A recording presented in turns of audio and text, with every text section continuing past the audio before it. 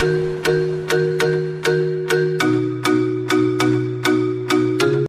afternoon, students. Very own Sana Madam on the channel. How's life? How you're moving on? I hope everyone is fit and fine. This is the remaining part of the video. The third was the NAP globalization. What do you mean by globalization? The word is self-explanatory. Globalization means Hindustan की economy जाकर मिल गई समंदर में, एक छोटी सी नदी समंदर में, जिसको संगम कहते हैं। वही होता है ग्लोबलाइजेशन, कि हिंदुस्तान एक छोटी सी नदी जाकर एक बड़े समंदर में इंटीग्रेट हो गई।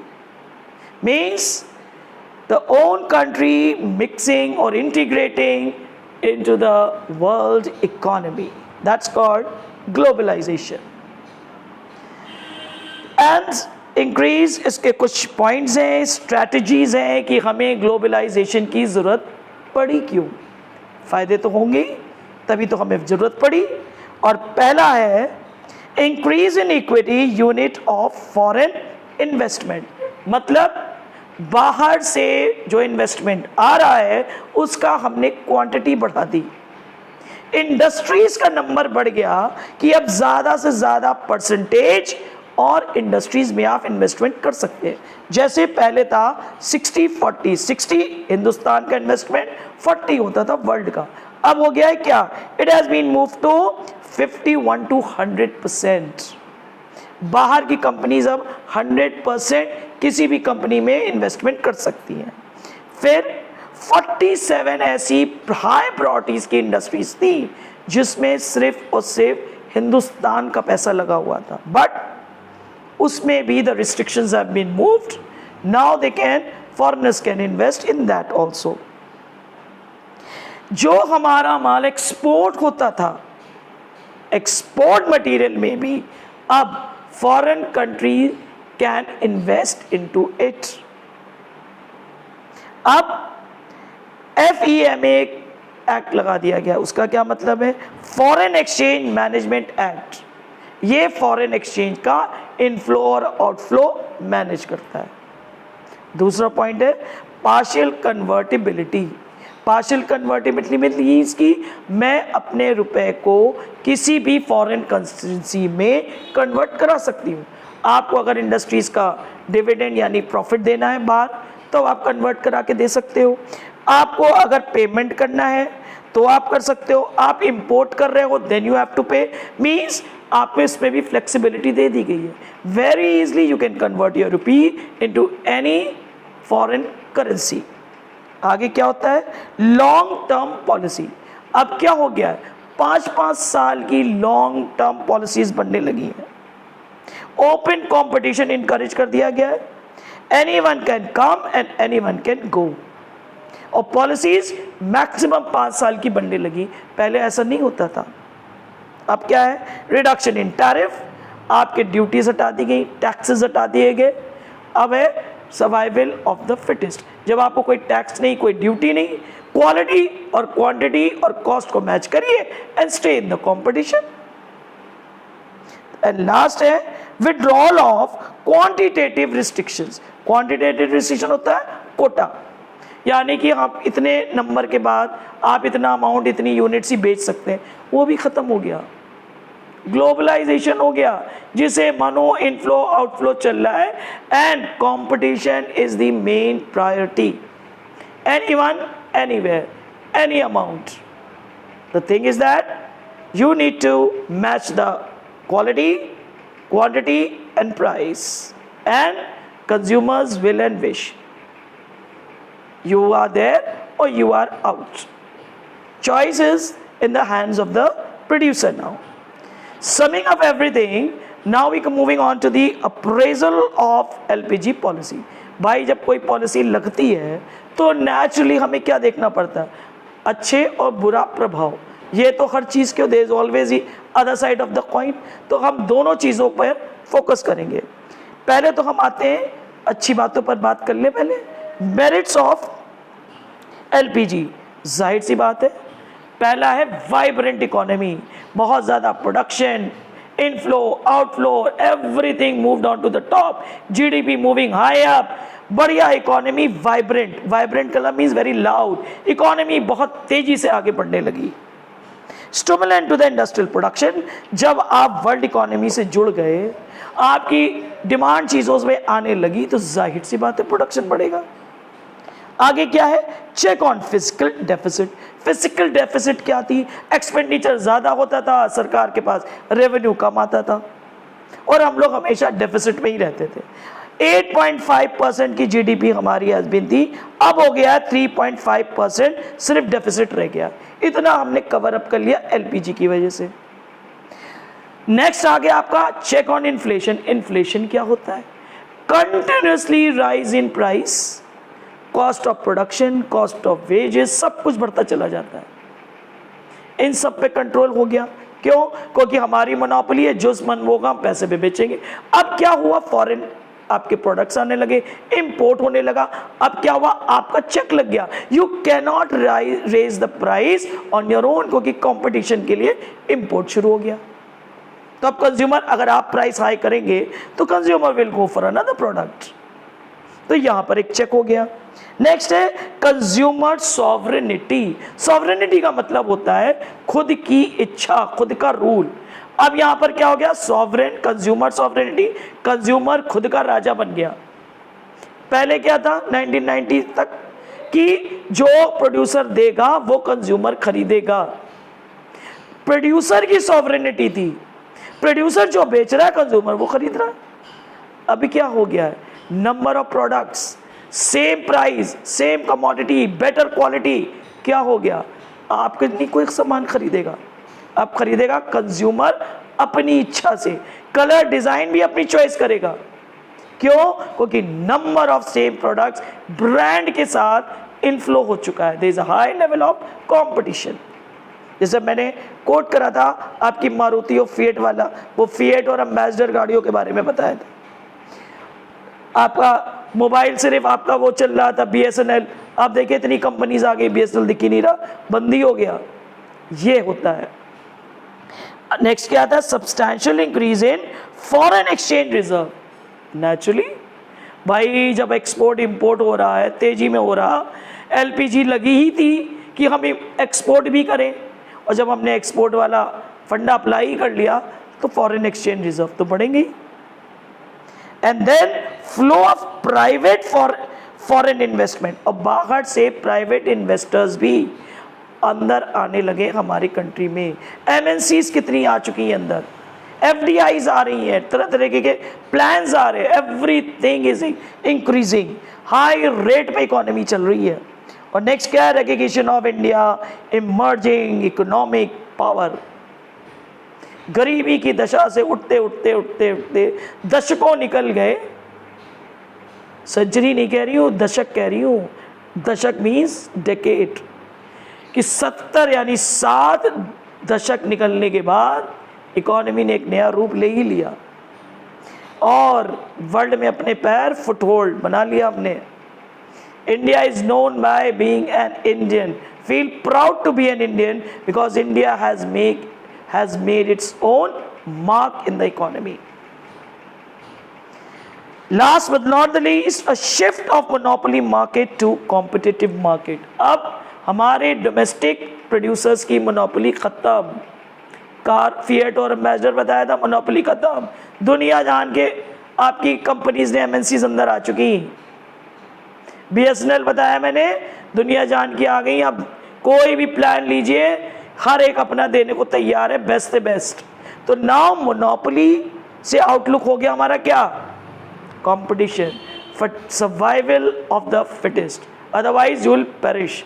आप खत्म, अपडेट करिए, अपग्रेड करिए, लेटेस्ट बनिए और सर्वाइव करिए। That these were the few good points of LPG, but there is always the other side of the story. We cannot be decisive just listening the first half. Here's the second half of the story, demerits. उसमें क्या हुआ, economy तो हम लोग कर रहे हैं, industry लगाओ, इन्वेस्टमेंट कराओ, लेकिन नेग्लेक्ट ऑफ एग्रीकल्चर। जो हमारी देश की बैकबोन है, रीढ़ की हड्डी। बिना रीढ़ की हड्डी तो शरीर भी नहीं खड़ा होता, और आप इकोनॉमी खड़ी कर लेंगे? सोच के देखिए। 135 करोड़ की जनता से वो खाना देता है एग्रीकल्चर, उसी का मेंशन नहीं था पूरी इकोनॉमी में, पूरी एनईपी में गई। सबसे बड़ी चीज हमने इसको भूल गए। Agriculture is important source of raw material for the agro-based industries. Agriculture is the premium source for the labor supply, and agriculture makes demand for the capital goods for the functioning of number of industries. आप उसी agriculture को भूल गए, उसका mention ही नहीं करा आपने। Next है urban concentration of the growth process. सब कुछ शहर में हो रहा था, आपके इकोनॉमिक जोन्स भी शहर में।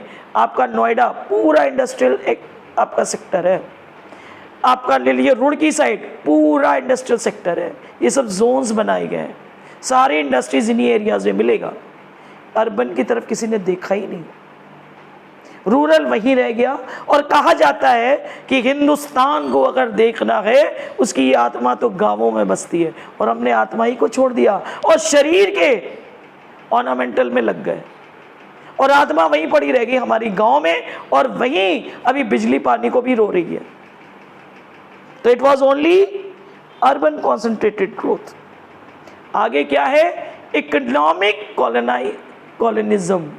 अभी हम एक कॉलोनिज्म से इतनी सालों साल के युद्ध लड़ने के बाद आज़ादी का सूरज उगा, अब हम अपनी पूरी इकोनॉमी हाथों में दे रहे हैं फॉरेनर्स के, हर चीज में 100% इन्वेस्टमेंट। तो अब हम इकोनॉमिक तरीके से कॉलोनाइज होने को तैयार हैं। हर चीज फॉरेन के अंदर आ रही है, हमारी डोमेस्टिक इंडस्ट्रीज बैठती जा रही है। चाइना को देखिए, 13.5% मार्केट क्लीन स्वीप, हम उसकी मार्केट में 5% का सिर्फ और सिर्फ अपना सिक्का जमा पाए हैं। हमारे जीवन की हर एक चीज में चाइना शामिल है। दिवाली हमारी तो दिए उसके जलते हैं। यह है इकोनॉमिक कॉलोनिज्म। बाल हमारे तो शैम्पू बाहर के हैं, पतंजलि के ना कोई यूज करता है या नहीं? सोच के बताइएगा। स्प्रेड ऑफ कंज्यूमरिज्म, कंज्यूमरिज्म इतना फैल गया ना, वेस्टर्न कल्चर, हम लोग हर चीज वेस्टर्न वेस्टर्न वेस्टर्न, अपनी संस्कृति और संस्कार सब ताक में रख दिए। How do you do? WhatsApp, everything is coming app. नमस्ते, पैर छूना, कंज्यूमरिज्म। कपड़े जैसे बाहर वाले पहनते हैं, यो बनना है, बस यही करना है हमें। Size of the market, variety इतनी हो गई कि हम लोग पूरी तरीके से उनको कॉपी करने लगे, अपने कपड़े, आचार व्यवहार सब में हमें, क्योंकि कंज्यूमरिज्म आ गया। जो कंज्यूमर मांगेगा वही प्रोड्यूसर देगा। नेक्स्ट है लॉपसाइडेड ग्रोथ प्रोसेस। लॉपसाइडेड का मतलब होता है only few things we have touched, not the overall development. LPG में सबसे बड़ा सेक्टर तो हमने छोड़ ही दिया था, और वो था हमारा एग्रीकल्चर सेक्टर। हमने सिर्फ इंडस्ट्रियल को करा, आईटी, और आईटी टॉप पे पहुंच गया। हमने अपने बैकबोन को ही ओवरलुक कर दिया। ओवरऑल डेवलपमेंट में कोई प्रोविजन नहीं बनाया, and that was the biggest drawback of this LPG. और अब राइजिंग फूड, अब कम इसमें एग्रीकल्चर में क्या होने लगा है कि now people are more interested in growing those foods which are exported. हमारे अपने यहाँ की नीड्स को भी ताक पे एग्रीकल्चर रख रहा है। फूड ग्रेन्स के लिए चीज़ें कम हो रही हैं, जनता बढ़ रही है, लेकिन ग्रीन रेवोल्यूशन नहीं आया। आज 70 साल हो गए, ग्रीन रेवोल्यूशन का था पता नहीं है कब तक चलेगा ये। और वही क्रॉप्स उगाए जा रहे हैं जो बाहर वालों की डिमांड है, क्योंकि कंज्यूमरिज्म। तो हम भी तो कंज्यूमर की नीड को पूरी करने में लग रहे हैं। देश की जरूरतों को ताक पे रख दिया गया। नेक्स्ट है कल्चरल इरोजन। जब हम बाहर से सामान आ रहा जा रहा, आइडियाज़ आना जाना, इतना ज़्यादा इंटरमिंगलिंग हो रही कि हमारा कल्चर ट्रेडिशन धीमे धीमे साइड में हो गया and we have become all western. उससे क्या हो रहा है, वेस्टर्न कल्चर में क्या है, लॉयल्टी टू द फैमिली ख़त्म। अपने ही देश में ओल्ड एज होम्स खुल गए जो कभी होते नहीं थे हिंदुस्तान में। एक माँ 7 बेटों को तो पाल लेती, लेकिन 7 बेटे एक माँ को नहीं पाल पाते। ये कल्चर हो गया है, इसको कहते हैं इरोजन ऑफ कल्चर। पहले एक एक परिवार में एक एक दर्जन बच्चे होते थे और सबको बराबर से माँ रोटी दे लेती थी, लेकिन एक माँ को 7 बेटे रोटी नहीं दे पाते और ओल्ड होम्स खुलते चले जा रहे हैं। ये वेस्टर्न कल्चर है। माँ बाप के चरणों में स्वर्ग होता, ये सिर्फ किताबों में अंकित रह गया है। This is called erosion of culture. अब जब हमने प्लस भी बता दिया, माइनस भी बता दिया, तो आप कंफ्यूज हो गए। अब आगे बात आती है विच वे टू गो। तो हमें करना क्या चाहिए? अच्छा भी हो रहा है लेकिन बुराई भी साथ में मिल रही है। विच वे टू गो, ये क्वेश्चन मार्क बहुत बड़ा है और इस पर भी मैं बताती हूं which way to go. Too much of everything is injurious to health, ये तो सबको पता है, बड़ी पुरानी कहावत है। और आज मैं यहीं पे बताती हूं कि टू मच आप आने दीजिए, लेकिन एक दायरे तक। मेहमान भी आता है आपके घर में, सेवा करते 3 दिन के बाद निकल गया, 1 महीने में वो भी बोझा बन जाता है। ऐसे ही कंपनीज के साथ करिए ना।